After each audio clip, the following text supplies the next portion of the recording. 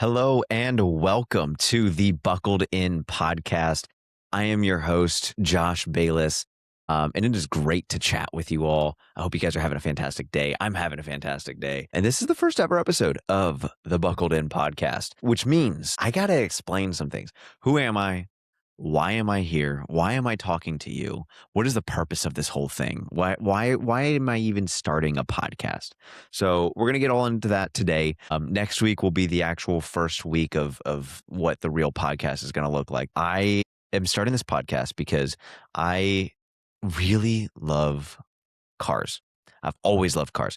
Ever since I was a little kid, I had like 1,000. I think I counted one time when I was like 3 or 4 years old, and I had like I want to say 1,500 or 2,000 Hot Wheels cars at one time. I had so many, my parents ended up having to get rid of half of them to a couple of boys on the street because I just couldn't use them all. I couldn't use them all, but I was obsessed with cars. I grew up watching Top Gear. My dad and I would go to the Bradenton drag strip all the time when I was growing up. And so I've always been passionate about cars. And I actually was able to finally get a cool car of my own whenever I turned, I think, 22.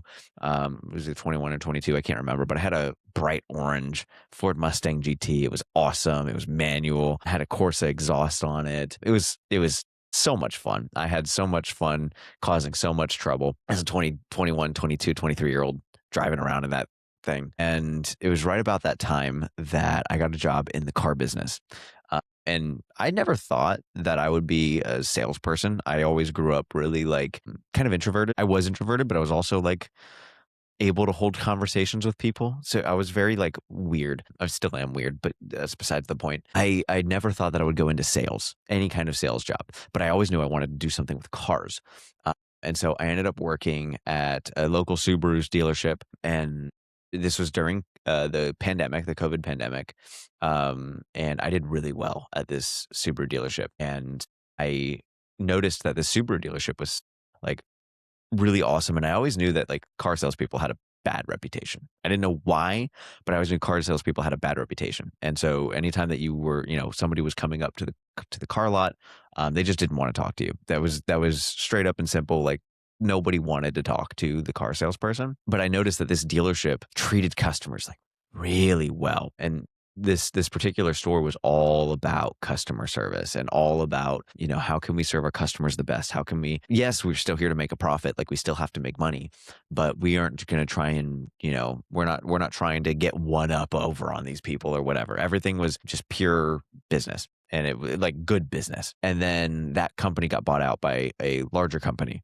I'm not going to say who, but that company got bought out by a larger company. And then it turned into something totally different where, the dealership was trying to add on all these extra charges and fees for things that the customer didn't ask for and all of this stuff. And I thought it was really slimy.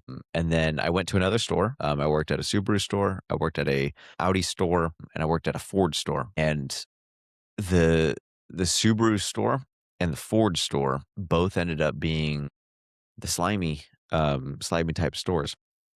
And it was also kind of interesting to me because you had a lot of people that first off didn't even know what car they wanted. They didn't understand how to shop for a car. And so like when I was at my Ford store, you'd have people coming onto the lot and you're just like, you're like, hey, what are you looking for? And, they have no clue. It never really occurred to them that like, oh, maybe I should, go online and look at like some different aspects of some different cars. It was more so just whatever's on your lot. Like, let's just shop and let's go shopping and we'll figure it out as we go. And then you would get to the desk, and these poor, individuals would end up with like just outrageous numbers for their first out the door pencil. They'd come in on one price. If especially if it was somebody that was like shopping online, they'd come in on one price, and then it would be sky high whenever you get to the first pencil. And I remember one particular guy. Oh my gosh, this poor gentleman had previously been a customer at a Nissan dealer down the street, and it was like a year prior to him coming into the Ford store. And he comes in and he's like, hey, I've been in this Nissan Rogue for like a year, and I still owe or $20,000 on it, I think he said. But they also signed me up for a credit card when I bought the car. And I was like, wait, so what do you mean they signed you up for a credit card? And he was like, yeah, they signed me up for a credit card so that way I could put down $10,000 so I could get the car. So effectively, this dealership quite literally signed this man up for a loan that he did not want of $10,000 on a high interest credit card because he couldn't get another. He didn't have it. He didn't have $10,000, and so they signed him up for this credit card, and then they give him a $20,000, $25,000 loan or whatever, however much it was, on top of the $10,000 credit card, high interest credit card. And I don't remember how much interest his loan ended up being, but I do remember it was, I think, 84 months. And there's too many people like that where the dealership is getting a hold of them and they're just getting any way to sell a car. No morals or anything in it. And I in a way, I don't blame the dealerships because they're trying to sell a car, right? Like their job is to sell a car and come up with solutions on how you can take the car home. So in part, I'm here to educate the buyer. Like, hey, maybe there's a better way to think about going into the dealership before you do this. Let's prep. Let's do a little prep work. This is kind of what this podcast is meant to be, is a prep framework, if you will, for you to start shopping for your next car. I want to cover news. So we're going to go into all the news. I'm going to be focusing more on the family side of things because I am a dad of twins, and so that's something that hit home for me recently. Was the whole, I never thought that I would own a minivan. I told you earlier I had a Mustang GT. I never thought that I would own a minivan. I have friends that came to me after we bought the minivan and were like, I remember when you said that you would only buy big SUVs. You would never buy a minivan.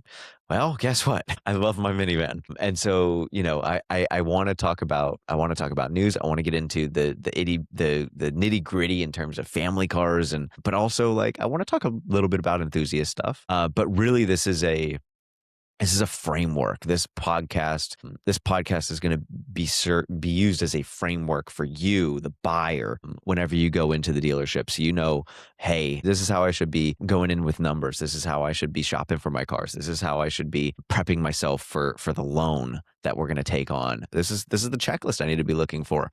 Do I need to look new or used? Like there's so much more that goes into this buying process than I think people really recognize when it comes to family cars. And I'm not talking about your super rich people or anything like that. I'm talking about just everyday people, right?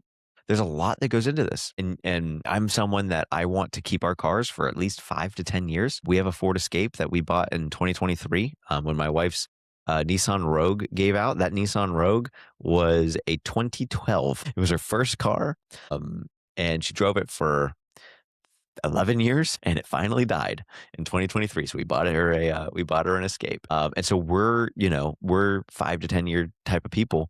If you're going to be keeping a car for 5 to 10 years, you want to make sure you bought the right thing, or else guess what? There's no return policy. You might be able to return it in a week, but you can't return it in a year.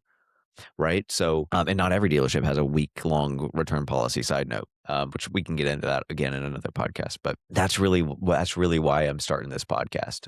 I want to take what I've learned from the business, both on the car front, on the car side of things, as well as the monetary side of things, to be able to help people and guide people in a direction with their car purchases that allows them to set them up for the next several years, both in terms of, logistics, getting family around, getting kids around, yada, yada, but also just financially not ruining their lives with an 84-month loan and a 25% interest rate or something insane like that.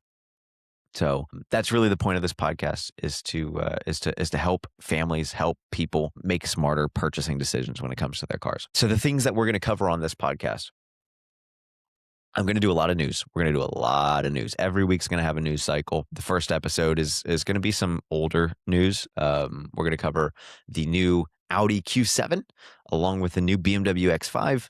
We're going to look at the new GMC Sierra and Chevy Silverado that have been announced, and we'll also take a little look at what's coming down line in terms of the enthusiast side for SRT and Dodge and all that kind of stuff because that's fun to talk about. But we're also going to get into the nitty gritty about how dealerships actually make money in this next episode. So stay tuned for that. And just as a hint, it is not what you think when it comes to dealerships making money. So be on the lookout for episode number 2. But I hope you guys enjoyed this episode. I hope you guys enjoyed this first introduction, and I look forward to this journey. Have a great rest of your day.